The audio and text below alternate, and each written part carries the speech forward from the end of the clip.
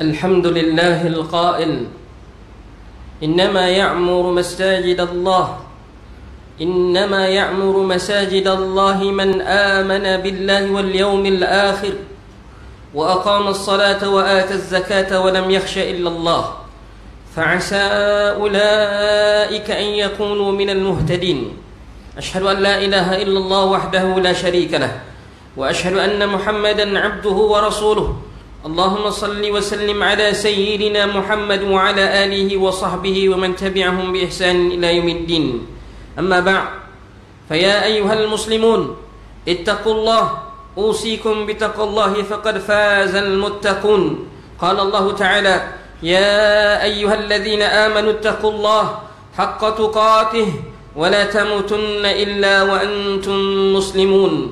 Muslimin yang dirahmati Allah sekalian, saya berpesan kepada diri saya dan hadirin Jumaah sekalian, marilah bersama-sama kita bertakwa kepada Allah Subhanahu wa taala dan dengan sebenar-benar takwa, dengan melaksanakan segala perintahnya serta menjauhi segala larangannya. Mudah-mudahan kita mendapat kejayaan di dunia dan juga di akhirat. Amanah dalam kepimpinan masjid. Hadirin sidang Jumaat yang dirahmati Allah sekalian, amanah merupakan satu perkara yang ditekankan dalam Islam, lebih-lebih lagi dalam soal kepimpinan. Oleh itu, seorang yang bersifat amanah akan berusaha mengotakan janji, memenuhi dasar kod etika dan undang-undang. Sifat amanah perlu disuburkan dalam kehidupan, sama ada sebagai pemimpin masyarakat, organisasi, institusi, malah sebagai pemimpin pentadbir masjid. Meskipun masjid merupakan tempat awam dan menjadi milik umat Islam tanpa mengira latar belakang dan bebas dikunjungi, namun perlu diingat, masjid mempunyai peraturan dan tata cara yang tertentu agar kesucian dan kemuliaannya dapat dipelihara dari semasa ke semasa.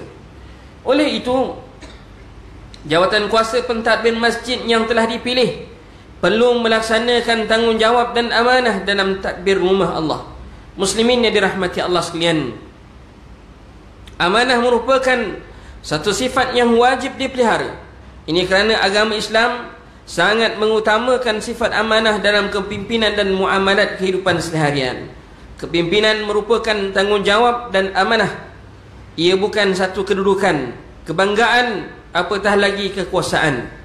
Amanah dalam kepimpinan merupakan suatu yang sangat berat untuk dilaksanakan, lebih-lebih lagi bagi pemimpin pentadbir masjid. Dalam hal ini, hadis daripada Anas bin Malik radhiyallahu an, bahawa Rasulullah sallallahu alaihi wasallam bersabda, la imana liman la amanalah wa la dina liman la ahdalah. Tidak sempurna iman bagi orang yang tidak amanah, dan tidak sempurna iman bagi orang yang tidak menepati janji. Riwayat Imam Ahmad. Meskipun berat, mereka yang dapat melaksanakan amanah akan dikurniakan ganjaran pahala yang berlipat ganda. Sehubungan dengan itu, setiap kalangan kita mempunyai tanggungjawab dan amanah yang akan dipersoalkan di hadapan Allah kelak. Firman Allah Subhanahu wa taala dalam surah Al-Anfal ayat 27 yang bermaksud, wahai orang-orang yang beriman, janganlah kamu mengkhianati amanah Allah dan Rasulnya, dan janganlah kamu mengkhianati amanah-amanah kamu sedangkan kamu mengetahuinya, iaitu salahnya. Hadirin sekalian, ciri utama yang dikehendaki oleh Allah bagi pemimpin-pemimpin masjid dan surau ialah mesti beriman kepada Allah dan hari akhirat dan dengan sebenar-benarnya, istiqamah mendirikan salat, menunaikan zakat, dan tidak takut melainkan hanya kepada Allah Subhanahu wa taala sahaja. Ini akan melahirkan pemimpin yang mempunyai personaliti dan akhlak yang mampu mempengaruhi orang lain serta bersedia ditegur atau dikritik oleh orang lain ke arah kebaikan. Sebagai pentadbir rumah Allah yang beriman, sifat-sifat ego, ujub, dengki dan suka mengadu domba perlu dikikis dan dibuang sejauh-jauh mungkin. Ini kerana kadang-kala situasi ini yang menimbulkan gejala negatif, seperti mereka cipta, memfitnah, mengumpat dan sebagainya dalam kalangan jemaah dan ahli qaryah. Selayaknya pentadbir masjid perlu dipandang oleh masyarakat sekeliling sebagai orang yang mempunyai nilai akhlak yang mementingkan masyarakat, bukan kepentingan kelompok tertentu. Hadirin yang berbahagia, bagi memastikan kehadiran jemaah kekal istiqamah, pengurusan masjid perlu merangka aktiviti dan program yang sifat cintakan dan rindukan masjid. Ini termasuk penganjuran program dakwah setempat dengan menyebarluaskan aktiviti dakwah masjid menggunakan platform media sosial dan aplikasi komunikasi. Firman Allah Subhanahu wa taala surah Taubah ayat 18 yang dibacakan pada awal khutbah ini bermaksud hanya sahaja orang-orang yang layak memakmurkan, yaitu menghidupkan masjid-masjid Allah itu ialah orang-orang yang beriman kepada Allah dan beriman kepada hari akhirat, serta mendirikan salat dan menunaikan zakat, dan tidak takut melainkan kepada Allah. Yaitu dengan adanya sifat-sifat yang tersebut, maka adalah diharapkan mereka menjadi dari golongan orang-orang yang mendapat petunjuk. Hadirin yang dimuliakan, amanah kepimpinan masjid juga perlu memastikan prasarana masjid berada pada tahap kondusif berdasarkan kepada keperluan jemaah, seperti tempat wuduk, seperti tempat ibadat atau dewan salat yang bersih dan selesa. Begitu juga kemudahan-kemudahan lain untuk keselesaan jemaah yang hadir. Pihak pentadbir masjid juga perlu mendengar pandangan dan pendapat ahli jemaah, berbincang mengenai aktiviti agama secara dua hala untuk mencari kesepakatan dalam menguruskan aktiviti dan program agar dapat mengembangkan program-program dakwah serta berdasarkan situasi semasa. Bagi memastikan pengurusan masjid menjadi pusat pentadbiran yang berkualiti, maka beberapa aspek penting perlu ditambah baik dari semasa ke semasa. Ini bagi memastikan masjid di negeri Selangor kekal sebagai zon yang aman dan mesra jemaah. Oleh itu, pentadbir masjid perlu memastikan masjid tempat ibadah bebas dari cengkaman politik. Ini bermaksud masjid bukan tempat untuk menanam bibit-bibit kebencian serta golongan kepada golongan yang lain, dan bukan tempat mewujudkan perpecahan dalam kalangan umat Islam. Bahkan Tuanku Sultan Selangor juga pernah melarang sebarang aktiviti yang berbaur politik dijalankan di masjid-masjid negeri Selangor.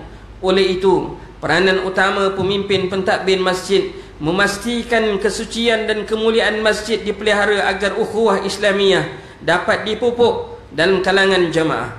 Apatah lagi masjid merupakan tempat yang mulia dan dicintai oleh Allah Subhanahu wa taala. Hadis daripada Abi Hurairah radhiyallahu anhu bahawa Rasulullah sallallahu alaihi wasallam bersabda, Ahabbul biladi ila Allah masajiduha. Tempat yang disukai oleh Allah adalah masjid. Riwayat Muslim. Hadirin sidang Jumaat yang dirahmati Allah sekalian, amanah kepimpinan masjid yang cekap dan efisien hendaklah mengamalkan dasar pengurusan tadbir urus yang baik ataupun good governance yang meliputi 8 elemen, iaitu yang pertama, penglibatan semua. Yang kedua, berlandaskan kesepakatan. Yang ketiga, boleh dipertanggungjawabkan. Keempat, telus dan dalam bertindak. Yang kelima, segera dan mudah memberi kerjasama terhadap sesuatu usaha yang baik. Yang keenam, saksama dan terbuka. Yang ketujuh, mendatangkan hasil dan cekap tanpa membazir waktu dan tenaga. Yang kelapan, mematuhi undang-undang atau peraturan dalam pelaksanaan kerja. Muslimin hadirin sidang Jumaat yang dirahmati Allah sekalian, mengakhiri khutbah pada hari ini, marilah kita menghayati dan mengambil pengajaran seperti perkara-perkara berikut. Yang pertama, umat Islam dan jawatan kuasa masjid hendaklah beriman, menunaikan salat dan zakat serta takut pada Allah Subhanahu wa taala bagi memakmurkan masjid. Yang kedua, pahamilah bahawa masjid yang tidak dimakmurkan mengikut tuntutan Islam akan menjadi penyebab kepada perpecahan dan kerosakan kepada masyarakat dan agama. Yang ketiga, jawatan kuasa pengurusan masjid yang dipilih hendaklah mengambil langkah-langkah yang berkesan agar masjid dapat berfungsi mengikut prinsip-prinsip dan peranan seperti mana Masjid Quba di zaman awal-awal Islam terdahulu. A'udzubillahi minasyaitanirrajim. La takum fihi abada. لمسجد أسس على التقوى من أول يوم أحق أن تقوم فيه رجال يحبون أن يتطهروا wallahu yuhibbul mutahhirin. Yang bermaksud, janganlah engkau salat di masjid, iaitu Masjid Dirar, itu selama-lamanya. Kerana sesungguhnya Masjid Quba yang kau bina, wahai Muhammad, yang telah didirikan di atas dasar takwa dari mula wujudnya, sudah sepatutnya engkau salat padanya. Di dalam masjid itu ada orang-orang yang suka mengambil berat, membersihkan, mensucikan dirinya, dan Allah mengasihi orang-orang yang membersihkan diri mereka zahir dan batin.